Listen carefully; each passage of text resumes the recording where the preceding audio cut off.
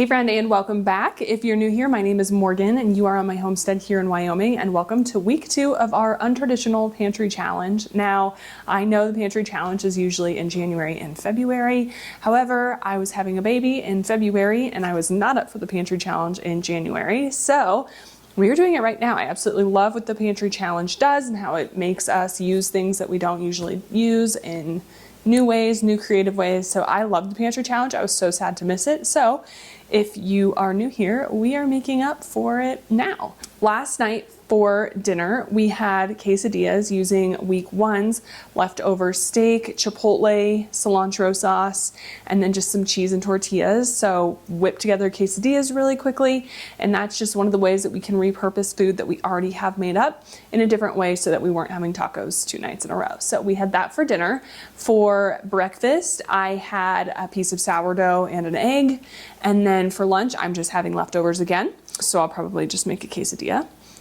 So now we're going to get going on dinner. If I have time, I want to prep a couple of breakfasts because this week is a little bit untraditional. Sam has a lot of late night and early morning meetings this week, and so I'll be on my own a lot more with the baby, so I want to make sure that I'm prepped and have everything that I need to be successful. We're used to co-parenting together, and so with this busy week ahead of him, I want to make sure that I'm still taking care of myself since I will be with the baby primarily. So let's go ahead and get dinner started. Tonight we're going to be making shrimp sushi bowls. So we have a lot of veggie prep and cutting to get done.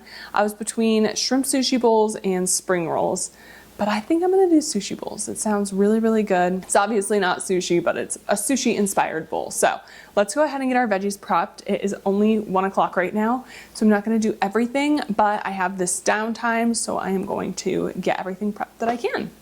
Okay, so normally I love slicing and dicing. However, I am in that stage of my life where I need to be as efficient as possible at all times. So I am going to use this veggie cutter to make life a little bit easier. So for these bowls, we are going to have cucumber, mango. I have some leftover asparagus from dinner the other night when we did our ribs. We have some carrots, avocados, pickled ginger, and cilantro. So I'm just gonna get all the veggies prepped, and then a little bit closer to dinner is when we will get the rice made. I just don't really want that sitting out, you know, drying up a little bit. So it's gonna be best if I make it right then before. And I don't love cucumber skins, so I'm gonna peel this cucumber. This is in English, so it doesn't have to be perfect. It's not super bitter or tough skins. Perfect. Then I'm just going to cut these cucumbers in half. And then we're going to put it in our chopper. Now I would use the bigger attachment because this comes with different attachment sizes. I find that I like everything to be very similar in size with these bowls. So traditionally I would use the larger chopper piece, but I have no idea where it is right now, and so we're gonna go with small chops, and that's gonna be just fine. I also learned from me, put this in the dishwasher and it slightly melted, so the lid doesn't fit on very well. So if you have one of these, don't put it in the dishwasher. Okay, cucumber is done. We'll set that off to the side. Next, let's get our asparagus chopped up. And this will just be easier if I just chop it.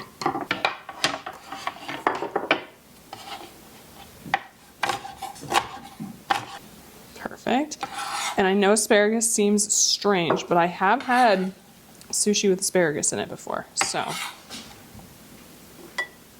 Okay, let's get going on our mango next. And I did just get out a bunch of Tupperware containers because I'm prepping this so early. Ooh, this might not be a great mango, but we'll do the best. We can always add some honey onto it if we need. Because I'm prepping dinner early, I just got out a bunch of containers. And so we'll just put every prepped veggie in its own container.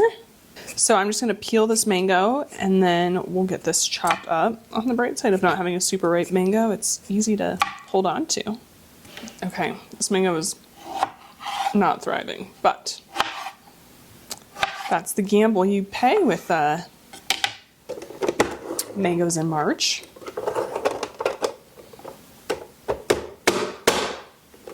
Okay, so here's our mango. They don't need honey. I think they'll be okay without. But if you don't have mango for a sweet element, you could always do like corn, pineapple if you like it, whatever you want. But I just had a mango. Okay, I have 2 avocados. I'm going to save these. I'm not going to cut them now. I have some carrots. So I'm going to peel this. And actually, I think that's how we're going to chop these. So I think it's going to be best if I just do little peels. Okay, and then finally, I'm just going to roughly chop up some cilantro.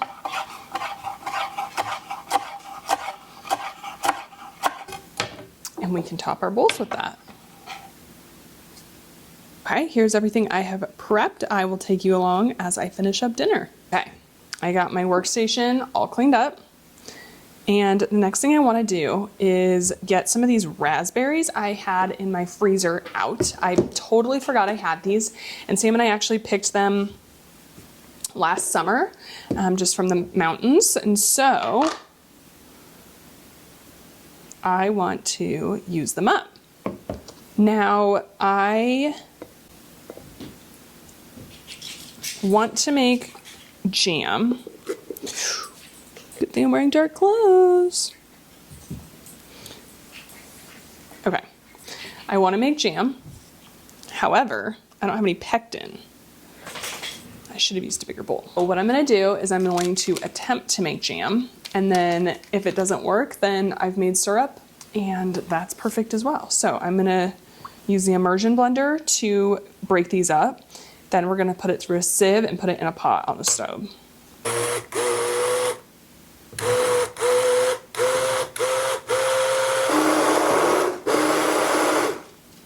Okay, that looks good to me.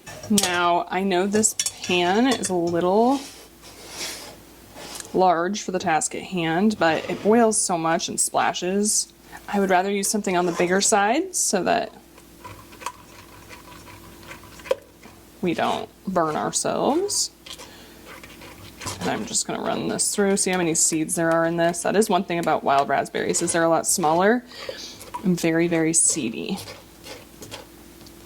And this is good because sometimes you'll get like sticks or leaves or, you know, something like that in it just because they are wild. So tried to get all of those out, but you know how it goes.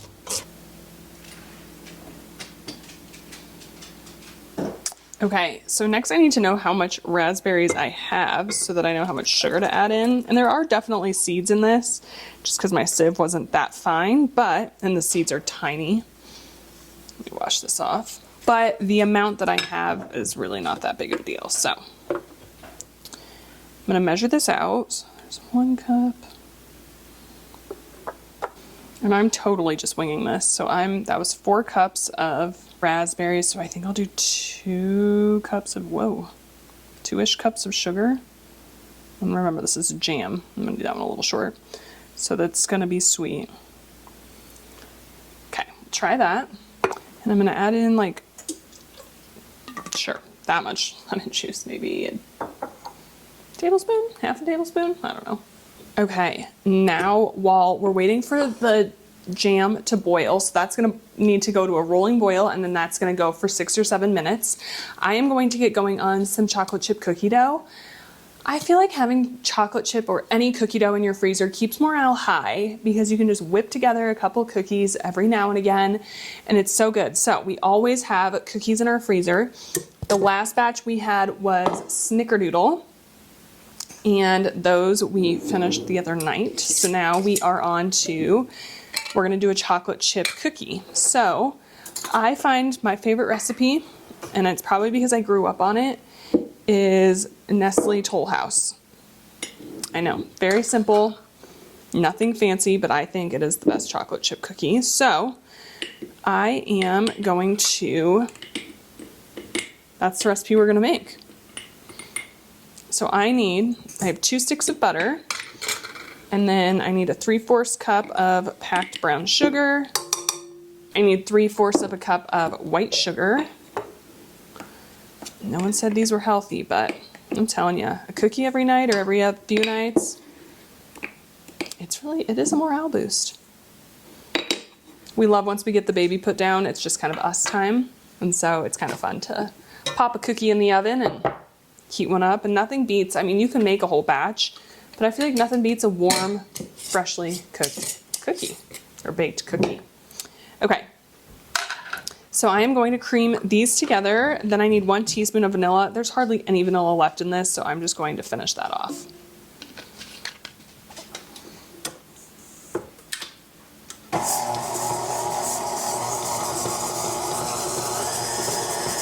Okay, now we're going to add in the eggs, one at a time.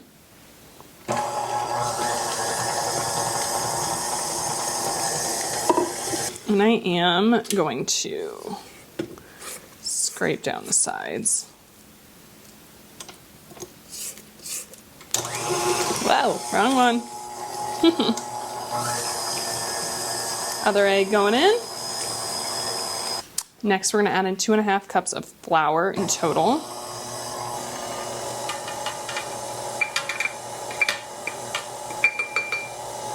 Then we're going to put in 1 teaspoon of baking soda, 1 teaspoon of salt. Okay, in the meantime, this has come up to a almost rolling boil. A rolling boil is a boil that you can't stir away. And I'm able to kind of stir this away. So we're almost there.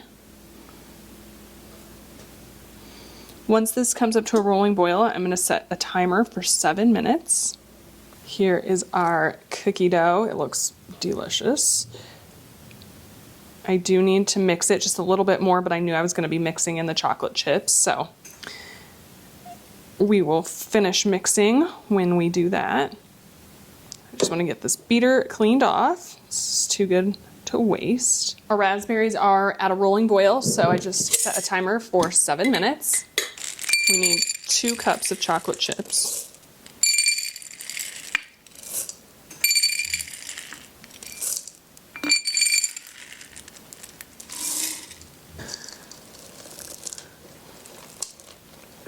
I'm going to pull out a bigger spatula. That's much easier. That other one was a little flimsy.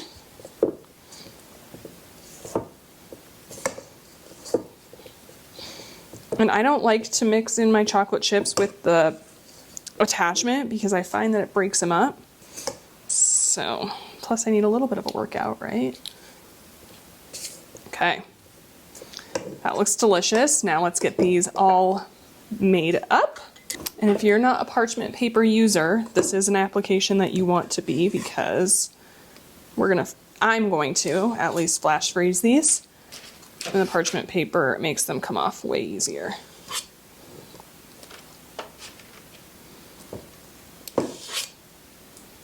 And I just use this ice cream scoop. Of course I go with the big scoop size because who doesn't want a big cookie? And then when I go to bake these, I bake them from frozen at 350 for, you gotta keep an eye on them, usually around 16-ish minutes. Then I take them out, let them cool on the pan for a couple of minutes, and then take them off and they're ready to serve. And I don't even go through and re-roll them. I just leave them in this cookie scoop shape and they come out perfect. Here are our cookies. I'm just gonna put this in the freezer on a shelf, flash freeze them, and I'll put them in a Ziploc bag as soon as they are frozen fully through. Okay, I think we're about there. I've had this this plate in the freezer. So I'm going to put a little dab on the plate. That'll help it cool down really quickly. Let that sit for a minute. Okay, it's been about a minute. First of all, it's not really running, so that's a good sign. And then see how it kind of crinkles up when I do that? That means we are good to go. I'm gonna go ahead and just take this off the heat. And then once that cools down a little bit, I will put it in some glass containers and just keep it in the fridge. And then if we're not going through it quick enough, I will just pop it in the freezer It's that simple. So I am going to go get this kitchen cleaned up and turned around. I made a bit of a mess, and I will catch you at dinner time. So for the shrimp, we are just keeping it nice and simple. I am just putting some of this Japanese barbecue sauce on top of it. If you've never tried this, it's kind of like a teriyaki, but a little bit less sweet. It is so yummy, one of our favorites. It's really good on fried rice. And then I'm adding in just a little bit of sriracha sauce as well. And then I'm gonna go ahead and make a sriracha mayo. So all it is just mayo and however much sriracha you want. Traditionally, I would add a bit more, but I'm trying to keep spice down, so I'm just going to make it so you can just kind of get that flavor of sriracha. Then I added a little bit of butter to the pan, let that melt out, and then I'm just going to quickly cook these shrimp in that marinade. I let them sit for probably 20-ish minutes. It was really, really quick. And here is a look at our final dinner spread. This dinner was so fresh and so good. It's definitely going to be on our rotations. All right, friends, welcome back. It is another evening. We are making some dinner, and tonight Sam and I will both be home for dinner. So we're gonna have some moose steaks. I am going to sous vide them because we are about to be out of the house. And so I wanna make sure that these steaks are currently frozen. So I wanna make sure that we have dinner pretty much ready to go when we walk in the door, because usually once we get home, Barrett and I are gonna go down and walk the river for a little while. But once we get home, it's usually feed him, get dinner done, get Sam and I fed, and then we do bath time or reading or whatever, and then feeding, and it is time for him to go to bed. So our evenings go very, very quickly. So I like to make sure that we have our dinner pretty much ready to go before we start the afternoon. So I have moose steaks here, and like I said, they're pretty much frozen. I just need to make sure that, yes, that they're thawed enough that I can get them apart. So I have them apart. Let's break them into their pieces. And then let me wash my hands. And I'm gonna just stick them into this vacuum seal bag. Now, when Sam and I process our own meat, this is how we process our steaks. We put them in vacuum sealed bags already. So it makes it really, really easy to just sous vide things. I literally pull it out of the freezer, put it in the sous vide frozen, and we are good to go. It's basically like a crock pot for meat, in my opinion. You just want to make sure that the meat is not touching each other and that it's not touching the edge, because if it is, you won't get a great seal. I think this piece, you know what, I'm going to take this piece out. Let's just do these two together. And I like to just have one clean hand and one dirty hand. So we'll seal this one up.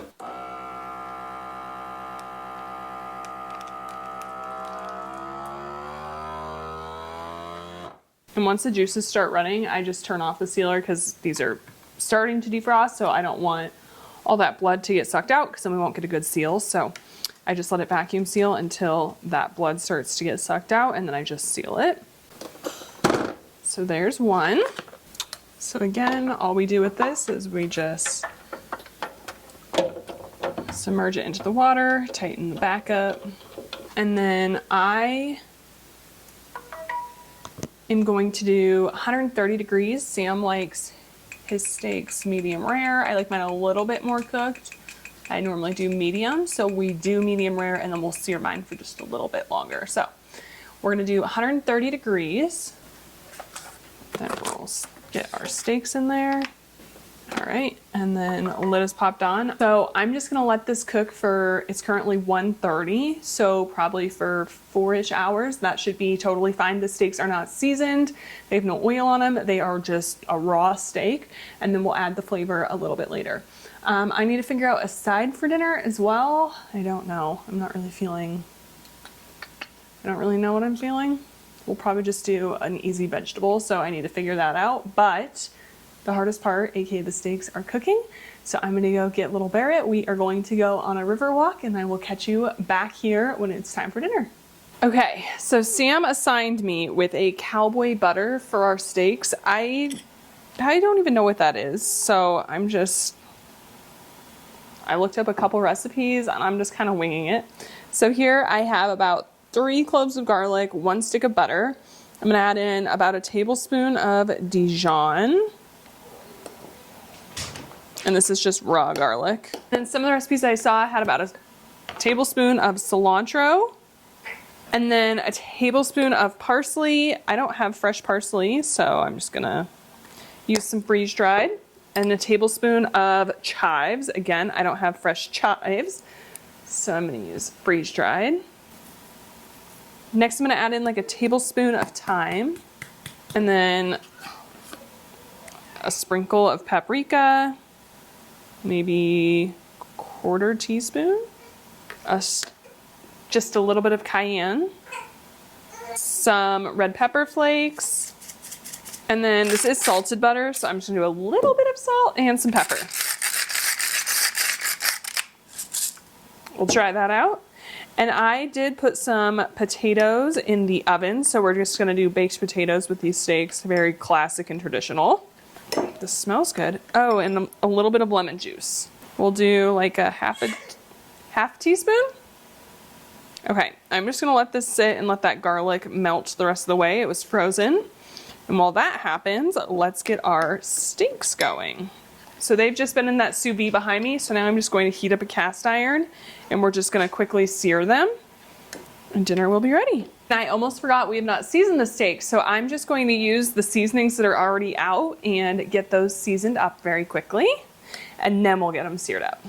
So for the steaks, I'm keeping it very, very simple. I am just putting salt and pepper along with some thyme and paprika on both sides of the steak. So we'll just put the seasoned side down, and then once I get the steak in the pan, I will season that other side. And then I just quickly put them on the cast iron grill pan. I love our cast iron grill pan. If you don't have one of these, I'd highly recommend getting one. But I just put them down really, really hot grill pan for, I don't know, maybe a minute per side, and just kind of charred up each of the sides.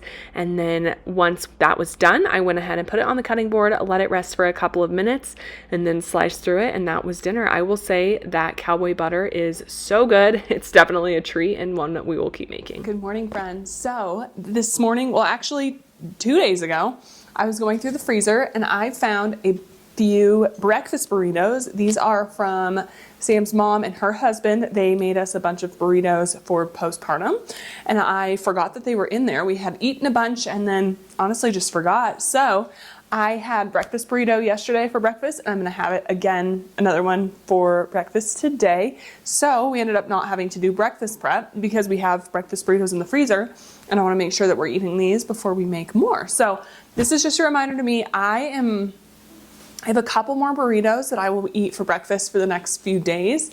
And then after that, we're pretty much fresh out of freezer meals. So this is a good reminder for me that I am going to need to do another freezer cooking day here soon, because it is so dang nice to just whip things out of the freezer, especially in this busy phase of life. And so I am gonna go enjoy this breakfast burrito. It is bacon, potato, egg, and cheese, and they are so good. I had one yesterday while I was driving into town, and really, really am enjoying these. So I will catch you next time we are in the kitchen. I think it will be tonight for dinner.